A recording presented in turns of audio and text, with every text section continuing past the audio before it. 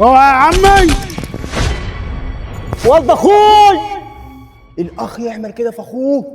خد شنطتك وباقي عزالك واتكل على الله من هني. عيب عليك يا ولد ابوي، هروح فين بس دلوقتي في الليل؟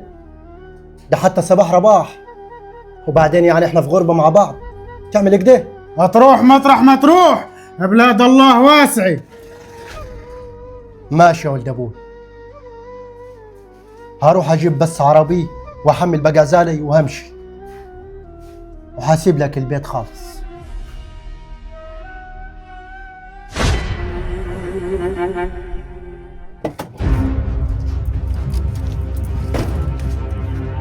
عمي، ايه اللي حصل يا ولد اخوي؟ اللي حصل كتير يا عمي.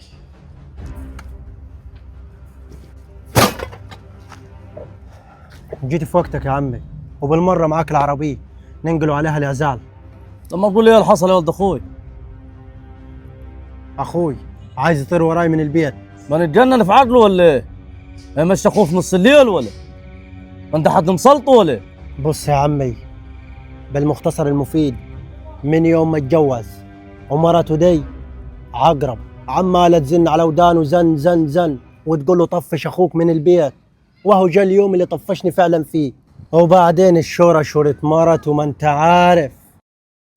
علاء، بالله عليك اتعب معاي عشان نلموا الحاجة بس اللي جوا، العزال قصدي، عشان نحملوه على العربية ونتوكلوا على الله. حاضر يا هيثم، اروح احمل في العزاله لحد ما انت تخلص. ماشي على روح. ماشي على فين يا ولد اخوي في الليل دلوقتي؟ سيبك من الموضوع، فهد عقلوني، ما ينفعش يا ولد اخوي تمشي في الليل. انت لسه قاعد هتمشي ولا كومة؟ نزل يدك من ربك، قوم وانا قاعد، وتحترم عمك. عرفت انه ده اخوك ولد امك وابوك، لازم تحترمه.